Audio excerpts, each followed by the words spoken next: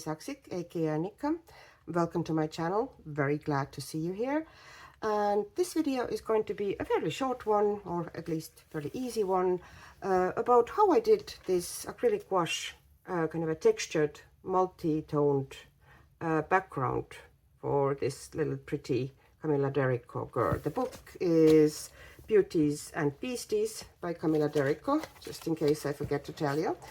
And yeah, this is basically, I think it's 4 or 5 different colors. 2 of them are essentially black and white, and there's 3 greens. And I filmed the process, but I didn't talk while I was filming, so it's going to be a voiceover from now on and some serious speeding up, because you know, nobody wants to watch 20 minutes of me painting in that background.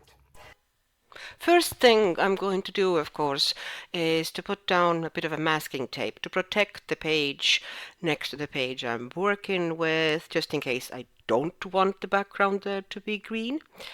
And then let go into my little palette. I'm adding tiny bit of water to my paints, mainly because if they're slightly more liquid, and I mean slightly, it's a couple of drops, it's easier to work with them and they apply smoother.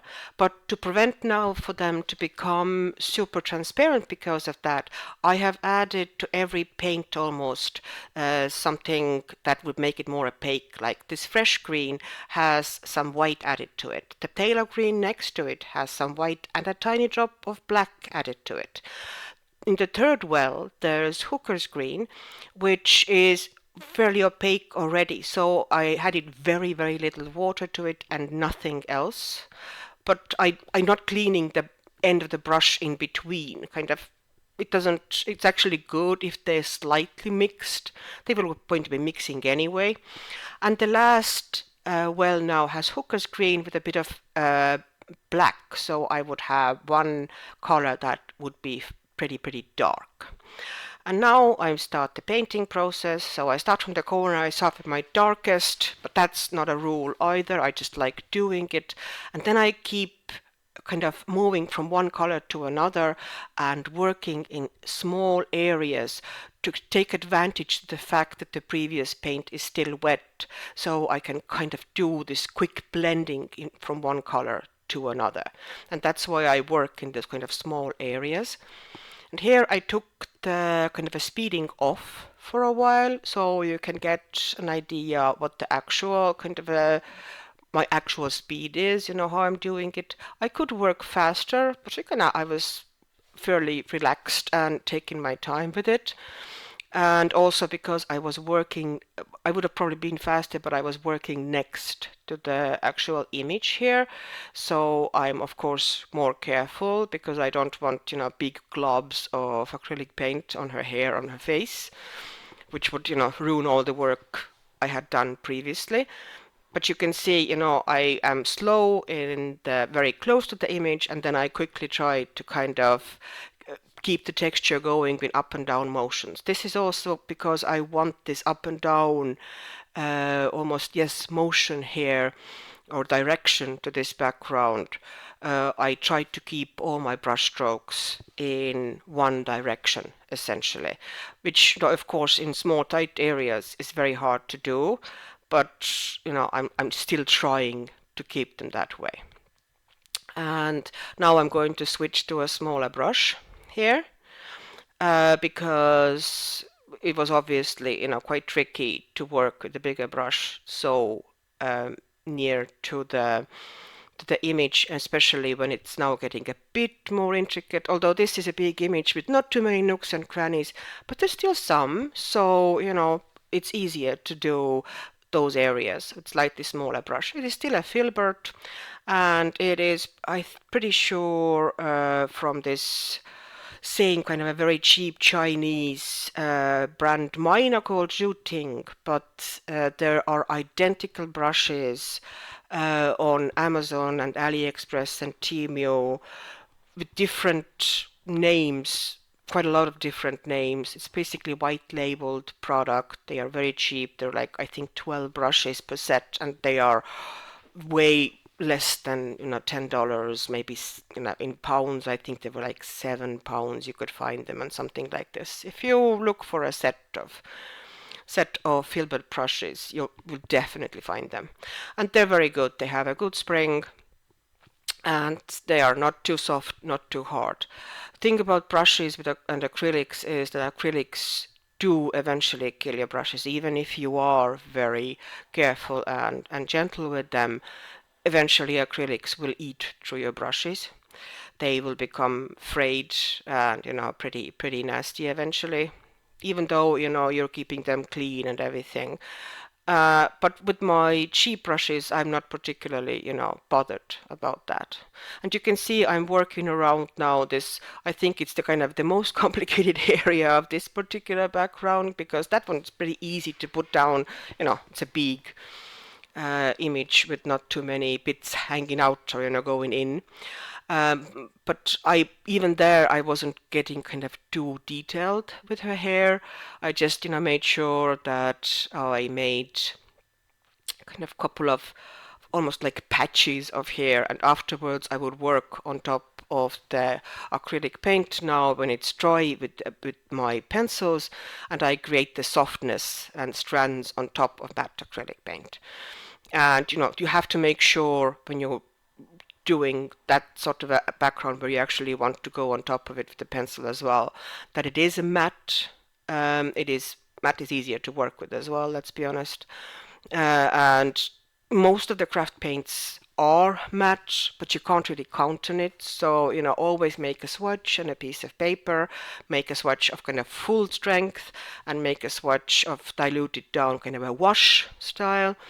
And then you can try on those swatches, how your pencils behave on it, and try different pencils, because sometimes, what you want to do, sometimes harder pencils work better, sometimes softer pencils work better. Harder pencils will give you smoother results on the acrylic wash. Softer pencils probably allow you kind of more blending, kind of, what do you need, what you want to do. That's pretty much it. And also keep in mind that because the acrylic paint creates kind of this texture that grabs your pencils, that it's going to be eating through your leads much faster than it usually, on regular paper. So, you probably don't want to use your luminance or light fast too much there. And you can see once again, working in small patches, trying to now make sure, working with a small brush to make sure that I kind of get everything around the image filled in, so I can work faster with the bigger brush later. And you can see I keep adding different colors, but in small areas, so I can even at least try to blend different, get color variations in right away.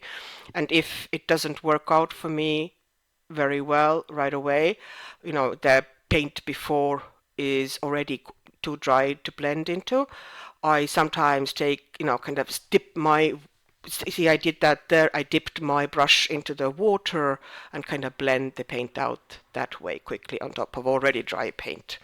So that can also be done. So it's easy enough, and even if you make mistakes or not happy with something, you can always go over it. Acrylic is opaque. Any mistakes can be fixed, as long as you don't go into the image. And as far as colors, I'm using any kind of a warm green, any cold green, and any bright yellowish green will work with either acrylic gouache or a matte acrylic paint, or even regular gouache. It's, you don't have to have Hooker's green, fresh green. You don't have to have Turner acrylic gouache like I'm using here. You can use pretty much any paint that you can get your hands onto. For this particular image, permanent kind of acrylic as opposed to gouache is probably better bet. Probably easier to work that way, but you can also use and try just regular gouache. nothing is stopping you. But yeah, the main thing is that you have kind of, color variations. So you take the same color but different variations and strengths of that color, and then keep working in small batches. And then afterwards, when the whole thing is covered and dry, you can now, as you can see, I keep adding different variations on top of already ready background. So I added some kind of texture lines, and you can see I'm blending out with water there, and I'm adding some texture lines with, kind of lighter green and colder green, just adding interest and, more texture, more interest. And this way it'll be much more pleasing to the eye and more interesting than just, plain flat acrylic background, which there's nothing wrong with that. I actually enjoy it a lot, but sometimes you want something with a bit more of an edge and interest and texture, and this is it. I really enjoy making those backgrounds, and I think they look cool. So this is how the background now looks after it's all dried. So I like the texture. I was deliberate in creating the texture. One thing that I kind of want to warn you about that I kind of missed and didn't think of, usually I would attach this backing paper to the page here, because what happened here is the backing paper was moving and it pulled the paint as I was working up here. It pulled the paint to the next page. It's very easy to cover up with another acrylic background. I'm not particularly worried about that. But if you want to avoid that, you want to attach this with a double-sided kind of or with the tape to your page. I can show you in a future video short how is really kind of a couple of good ways how to secure the paper to the page so it wouldn't move. Okay, that's it for today. Thank you very much for watching. Hope it wasn't too long or kind of pointless, that you knew it anyway. And have a lovely morning or evening or afternoon, whatever the time is in your corner of the world. And bye-bye.